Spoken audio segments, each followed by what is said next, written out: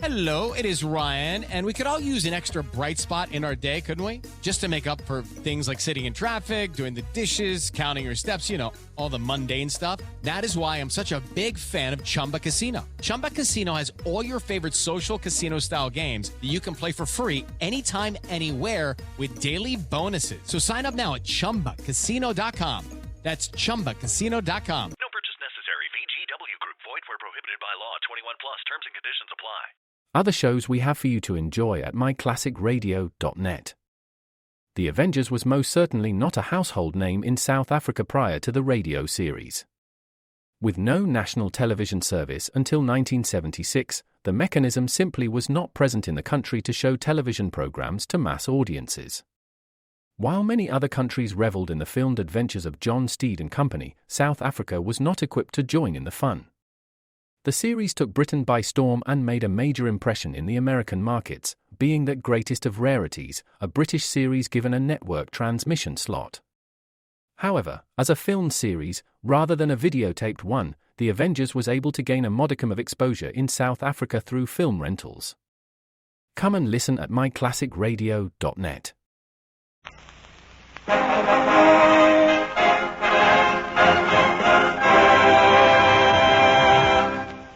We now present the concluding episodes of Afloat with Henry Morgan.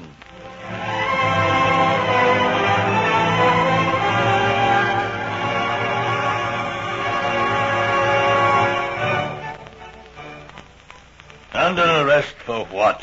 Buccaneering. I gave you warning. Fair warning, Morgan.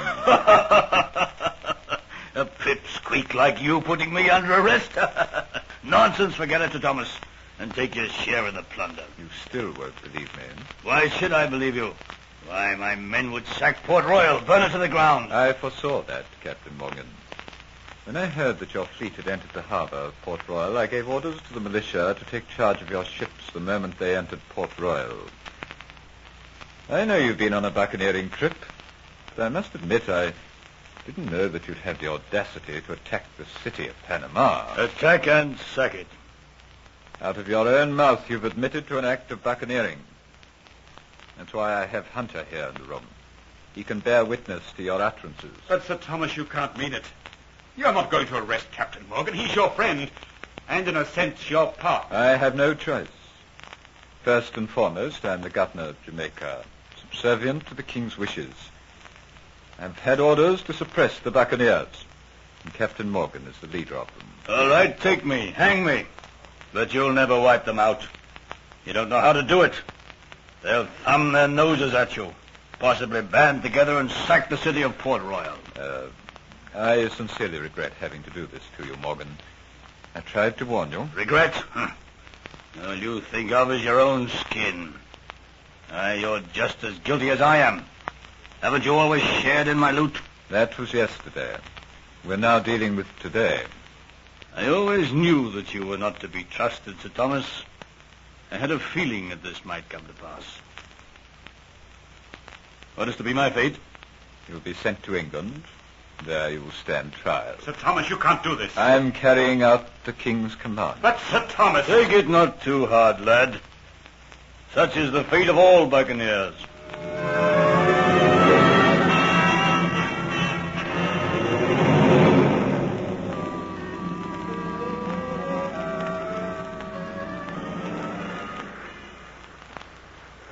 The days are getting colder, Antoinette.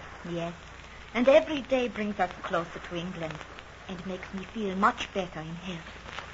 When we reach England, will I be seeing you again? I do not know. I possibly might return to France. Do you want to? Oh, look, Geoffrey. An albatross following the ship. Antoinette, for 4 months you've been with me constantly. And every time I try to talk to you, you build a wall around yourself. You shut yourself away in an ivory castle. Won't you let down the drawbridge and allow me to cross? Geoffrey, What is it, Antoinette? Are you so blind that you can't see how much these last few months have meant to me? Months in which I have regained my strength and had your companionship. Why can't I talk about it to you? because, Geoffrey, Because... Because what? Let's discuss this barrier which is there and break it down and trample it away. I don't know what it is that has put it there. You must, surely. Open out and talk to me, Antoinette. Then when we thrash things out between us... Oh, let's forget this conversation. I want to tell you that I love you. That is why we cannot talk about it. You do not love me, Jeffrey. But I love you. Now, excuse me. I must go into my cabin. Antoinette, no. You love me. Then there is no barrier between us because I love you. No, Jeffrey. You see, those days when you were ill, when we were at Cuba, I talked about you a lot with Kitty. Kitty? Yes. I knew that you two were very much in love with each other. You're just trying to forget Kitty and me. Then that is what has been the trouble.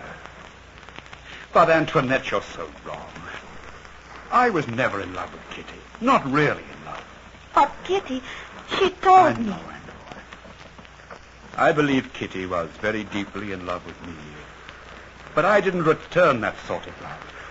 I held her in great affection. She meant a lot to me. But I wasn't in love with her.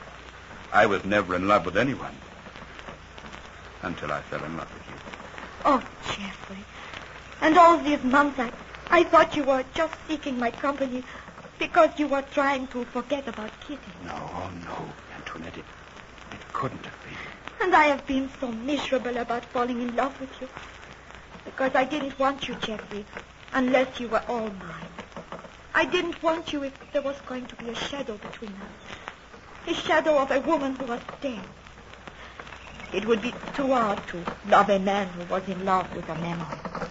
The only memory I will ever be in love with is the memory of the moments I've spent with you.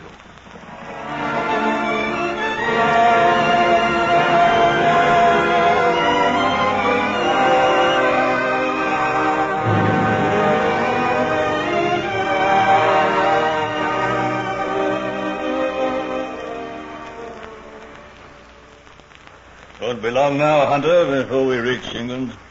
No, Captain Morgan. It's a long time since I saw the white cliffs of Dover.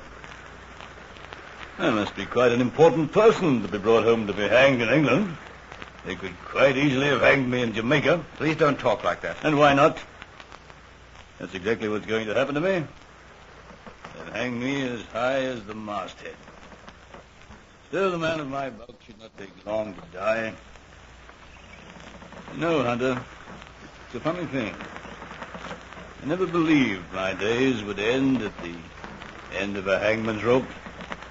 Of course, I should have realized it, but never believed it. I always had a little inner thought that fate had another end for me tucked up her sleeve. It's foolish, I suppose, Hunter, to get those impressions. Don't talk like this, Captain. It distresses me. Of course, there are many things I've got to be thankful for. They've given me freedom of the ship. Perhaps they think that I should jump overboard, then if I were to do so, it would save the hangman the task. He could have thrown me into irons, thrown me into the darkest hole.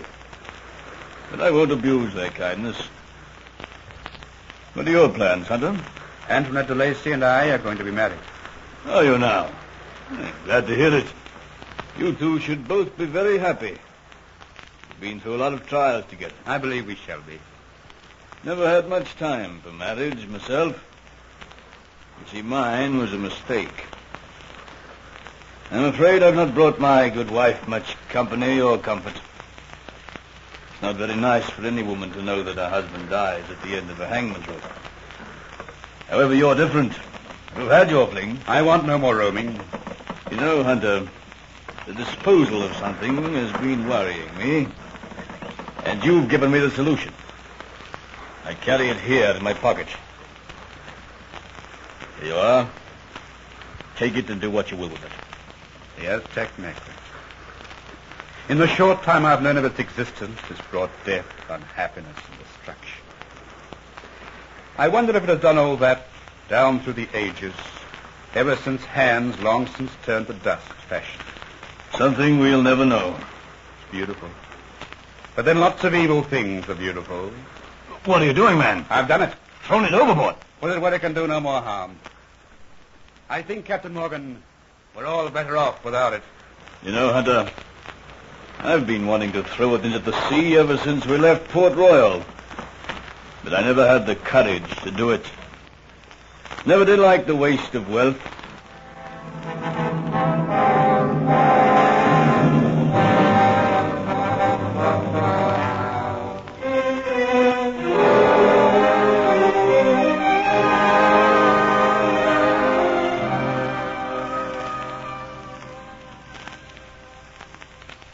Happy, Antoinette? Very happy. The last 6 months have gone like a dream. You've never regretted marrying me? Never for a moment. But sometimes I think, Geoffrey, you might have some regrets. Regrets? What talk is this for a bride of 6 months? You seem so far away at times, as though you have forgotten I even exist. Do you regret very much, Geoffrey, giving up your roving days? Sweetheart, it's not that. It's 6 months since we landed. 6 months Henry Morgan's been lying in jail and never a word from him. He was my friend, Antoinette. Yes, I know. I should have realized you were worrying about him. Is there anything I can do? Nobody can do anything. What must he be feeling lying there in jail, waiting there for a verdict which in his heart he already knows? If they are going to hang him for his crimes, why don't they do it? Why do they torture him? That's what I think. If only they'd let me see him. I've tried, but they won't let me see him. Mr. Geoffrey, I have a message for you. There's someone with news of Captain Morgan. Well, show him in. There's no need to. The message is here already. Geoffrey and Antoinette. Captain Morgan, free! Free and alive, Hunter, free and alive. I told Hero that he was not to let on who had arrived. It gave you a bit of a surprise, eh? Free, but that was wonderful news to hear, Captain Morgan. I've been so worried about you. I tried to see you. I know. I told you, Hunter, that I thought fate had a surprise for me. You won't believe me when I tell you what has happened. Sir Thomas Mottford has been recalled because he accepted part of my loot. They don't think that Sir Thomas is worthy to be a governor. Oh, poor Sir Thomas. He won't mind. He's made a pile. But here is a joke. I've been to see the king. The king? King Charles himself was gracious enough to grant me an audience. Me. He laid his sword upon my shoulder and said, "Arise, Sir Henry Morgan." Sir Henry Morgan? That's right. And, Hunter, that's not all. His Majesty told me he had failed to put down the buccaneers in the Caribbean Sea, and upon deep consideration, the only person capable of undertaking such a job was Henry Morgan himself. You? Aye, that's right. You see, I'm returning to Jamaica, Sir Henry Morgan, Governor of Jamaica, going with the express mission to stamp out the buccaneers. And, my lad, let the first buccaneer who crosses my path beware. He won't be sent home to England to get a knighthood or a governorship. Oh, no. I'll string him up in Port Royal.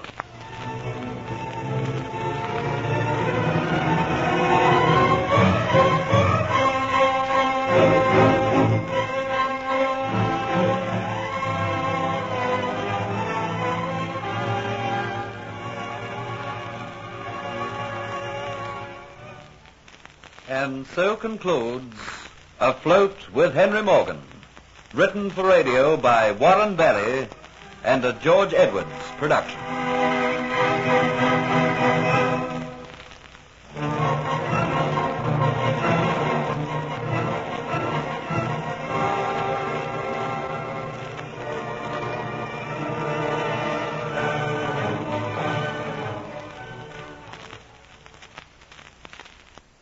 How to have fun anytime, anywhere. Step 1. Go to ChumbaCasino.com. ChumbaCasino.com. Got it. Step 2. Collect your welcome bonus. Come to Papa welcome bonus. Step 3. Play hundreds of casino-style games for free. That's a lot of games. All for free? Step 4. Unleash your excitement. Woohoo!